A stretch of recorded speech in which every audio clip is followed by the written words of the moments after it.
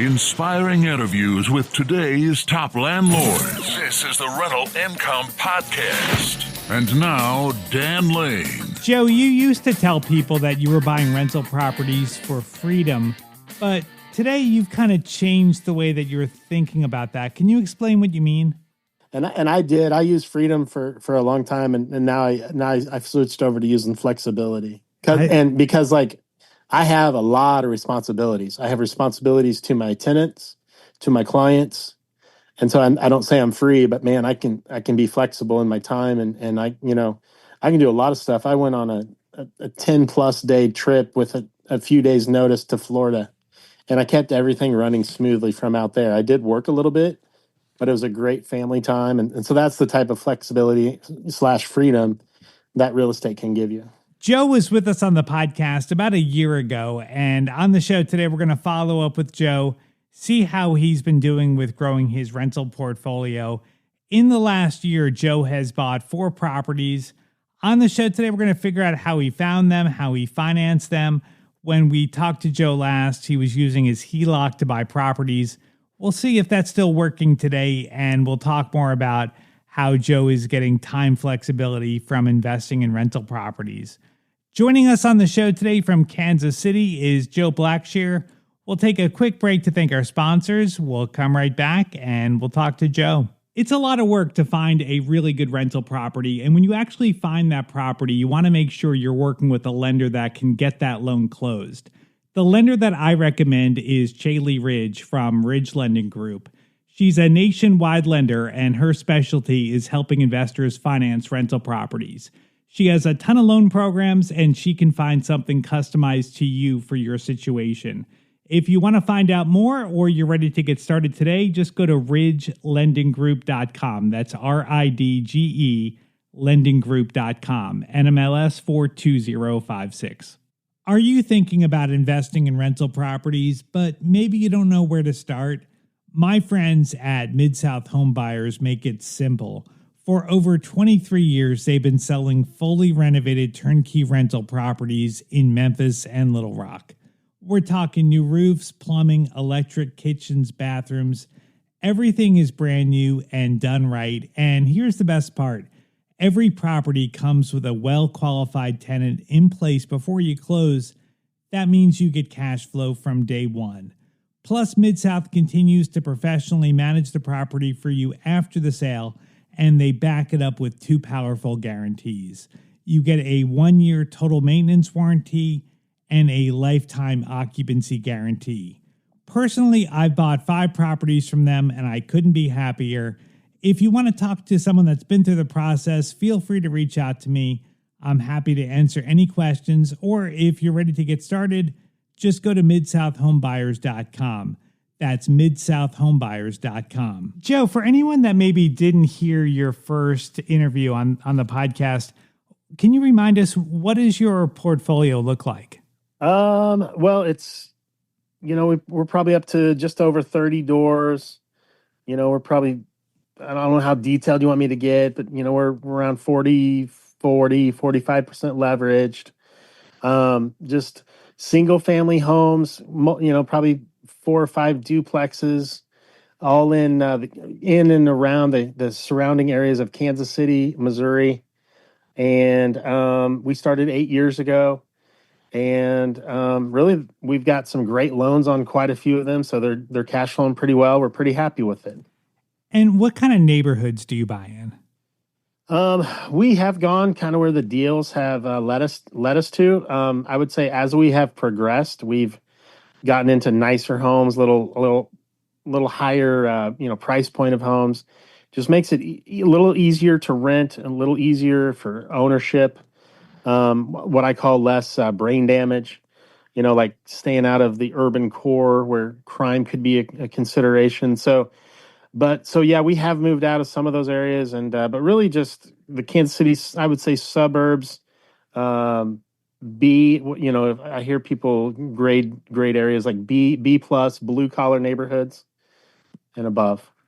So what made you decide to go on a buying spree? I mean, adding 4 properties in a short period of time, I mean, that's a lot of work. Like, what made you want to do that? Oh, my wife might just say I'm crazy. I don't know, but I think I just wasn't happy with with our cash flow. To be totally honest, I wanted to get it back up to the levels it was at when I retired with 25 doors. And a big part of that was, I think every landlord, if you will, or housing provider, are feeling the crunch on their cash flow based on, not only just the cost of things, but in my area specifically, and I'm sure others, property taxes have gone rampant with the increases, and then also the cost of insurance. And so Interesting. those have really ate into the profit margins. And so you got to own more doors, obviously, to make the same amount of money. Interesting. Okay, so because things are more expensive, you just have to buy more properties to be at the same level. Yeah, unless you're in a lucky situation and you're able to, keep your rents kind of in pace with those increase of Yeah. cost. And so it's probably a happy medium of doing Yeah. both. So deals are hard to come by right now. There's just not a lot on the market. How did you find your properties? So, I am a real estate agent, so I have kind of an insight as far as working the MLS. So, and in my overall portfolio, I do have quite a few from the MLS. So there are diamonds out there that you can find, you can mine, so to speak. And I use a real specific keyword search that I have set up. But really though, having great relationships with wholesalers has been huge. I'm looking at the four that I purchased. Specifically, one was off the MLS. It was closed before the end of the year. This lady didn't want to have two mortgages, or at least was moving into a home, so we were able to get that home at a good price. But the other ones I mentioned relationships. I'm looking here, and two of them were from the same wholesaler, and then another one was just from a wholesaler who I've been friends with both these guys for a real long time, and we start to do more and more business. So with doing four rehabs, were they back to back? Like were you constantly working on a property? No, because I think they started around October and probably finished around February. Okay. So some of them did overlap or at different phases, different stages. And in some cases, I had a different crew work on one, and the same guys work on the other three. So yeah, I mean, I'm not such a big operator that I do a whole lot of things all at the same time like that. Yeah. Multiple properties at the same time. They just all worked really well where one's finishing, one's coming online, and I got to a point where I had multiple people that I was keeping busy. So I made a point to go out and find these deals so I could keep them going, and it gave me the confidence knowing that I had them to help me with these properties, get them ready. So I'm very grateful at the whole process that we went through over the Yeah. winter with these gentlemen that came on board with us. So talk to me about the financing. I know when we talked to you last time, you had used your HELOC to buy a lot of properties. Is that still what you were doing with these properties? Yeah, so looking at these, I think I used my own lines of credit that we had, for either paid off properties. We put lines of credit on them. So I used those for probably at least half of them, probably. And then a couple others I used just private hard money lending for, short-term loans to do the rehab and to buy the property and then eventually pay those individuals off once we put long-term financing on the rehab properties. You But know, yeah, definitely the lines of credit are what propelled the growth at this time frame. that's a really smart use of equity. So you have rental properties that you've paid off, but then you have lines of credit on them so that you can access that equity to do burrs or to to buy more properties. Yeah, exactly. And this may be an introduction of a new strategy for your listeners, but something I would encourage everybody to take a look at when they're trying to do things like this or pay off debt or taking on debt to eventually, it's an asset, but is a strategy that we've used for years called velocity banking.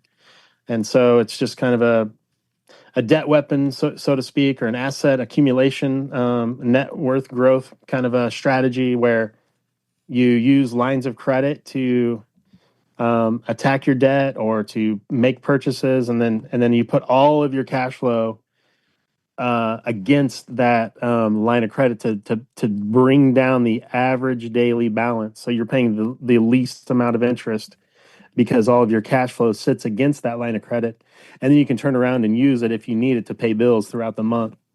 And so that's how we've been able to use the line of credit while we were working W-2s to both my wife and I, we each at one time had W-2s. I left my job in 2022, but we used our lines of credit to kind of grow our portfolio slow and steady. And, nothing spectacular. She's a teacher. I was a retailer. And we just kind of did it slow and steady, putting 25% down on different properties. Some of them we did creatively. But and then over time, you have this larger cash flow to pay those lines of credit down, and then just keep circulating that money. I love it. Yeah, it's so exciting what you guys have done. So, all right, now with the properties, once they were all fixed up, did you get individual mortgages on all 4 properties, or did you get a blanket mortgage for everything? So we got a blanket mortgage, like a portfolio loan, on those 4 properties, and then I had 3 other rentals that were due in the same year, or in some cases, in a couple months, that were, they were like a 3-year note, if you will, like a balloon payment. I had balloon payments coming up on 3 of our properties with smaller banks. So I ended up just doing a 7 property portfolio loan, all in one, and rolled them all into one. So there's one payment. What's the advantage to having one mortgage for all the properties versus having 7 individual mortgages? Well, it definitely helps you stay like organized. And in this case, the finance company lender, they required us to create a new LLC and hold them all under that one LLC, and create a new bank account. So the advantage there is asset protection for one, both for the bank and for ourselves. Meaning, like, these 7 properties were now not in an overall portfolio with all of our other properties. So that is an advantage in itself, just not getting too many homes inside of one LLC. So I guess the other advantage is, it's one application, one kind of underwriting process. Right. Went out with the appraisal and did all of them in the matter of a half a day. So there's just synergies in doing them all together, and so I'd say that's the biggest thing. You probably get some savings on different fees, because you're doing so many at once, that sort of thing. So there are some savings up front too, I think. Now, what would happen if you wanted to sell one of the properties? Maybe for whatever reason, a property isn't working out, or maybe it appreciates a lot and you just want to capture some of that equity. Could you sell off one of the properties and still keep the mortgage? Yeah, so those are definitely things that you want to look into the terms of your loan. And so for mine specifically, most of these types of loans, because there's a lot of costs up front for the lender, they obviously make their money through the interest payments. There's a prepayment penalty. So you got to look at those terms, those details closely. In my case, I could have paid a higher interest rate and not had a prepayment penalty attached to these properties. But for what we got, it's a step down, meaning a real popular one is 5-4-3-2-1. So you sell it in the first year, it's a 5% prepayment penalty, and then each subsequent year, 4-3-2-1. So just really pay attention to the terms of your loan and ask those questions. What's best for you? For me, I'm a long-term buy and hold. I just rehabbed all these properties. I'm not in, I don't foresee me selling any of them. But what in most cases in a portfolio loan like this, if you did sell one off, they would kind of prorate the value that was inside of that loan, and then just recalculate the payment and recalculate the overall loan, you'd pay back a portion of the underlying debt that's in the portfolio, and then probably, so yeah, that's kind of the thing. And because of that 7% interest, we definitely wouldn't sell it in the first year, because Right. that could mean, over $10,000 on a $200,000 property. Right.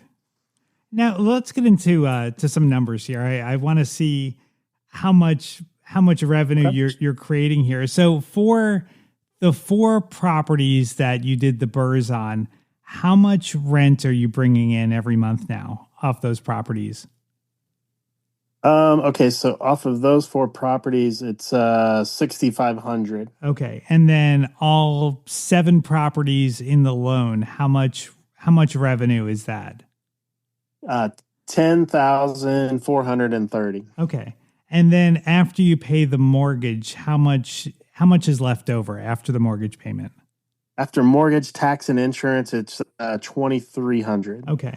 And then how do you doesn't seem like a lot, but in this case, we with the financing out that we did take a max cash out. So we Okay. virtually don't have really a lot of money into these properties at this point. Which is great because you got all your money back to pay down your lines of credits, and now you can do it again if you want, which is really good. So I mean, I think the key here is that you bought these properties. Is it no money out of pocket, or did you put a little money into the properties? Yeah, so we refinanced all 7 properties and got a loan for $1,034,000. The appraisal on all 7 properties that we got done was 1.4 million. So we have a lot of equity right there. Yeah. And so we were able to, and we were all in at 900,000. So, I walked away with about $260,000, which paid back any credit card we had materials on. It paid off all of our lines of credit. And so yeah, going forward, if we wanted to just focus on those 4 properties, which I think is for the exercise the way to go, we have $277,000 in equity just on those 4 properties we bought since October to February, the earlier this year in 2025. So you've created, by doing these 4 burr properties, you've created $277,000 in equity. Yeah, correct. That's awesome. And you're in a market or in an area where the prices are appreciating, right? Like, so these properties will, if everything continues to go well with the real estate market, these properties should continue to appreciate past that. Yeah, I mean, these are in some good areas. One's in, Lee Summit, Raytown, Liberty, Independence, all suburbs of Kansas City.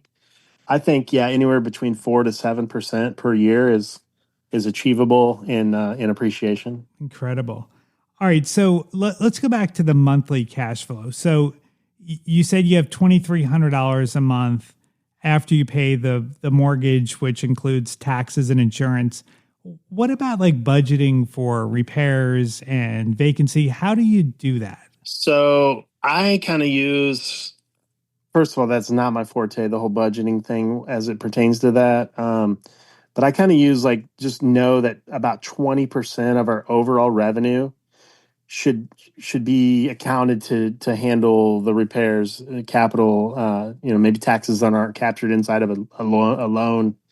So I just kind of count on 20% of all revenue not being available to spend, meaning, to be in, that it's just going to be used throughout the month, each month, for repairs and other things. And you're looking at that in your whole portfolio, not necessarily just for these properties. That 20% number, that's for all your rental income for all your rentals. Yes. Yeah. Awesome. Yeah. And you also self-manage, and it seems like you run a pretty mean and lean operation. So you're maybe able to do this maybe a little bit cheaper than someone else, right? Yeah, I do self-manage, and yeah, probably, obviously I don't have 7 to 8 to 10% to a property management company. So that does help overall.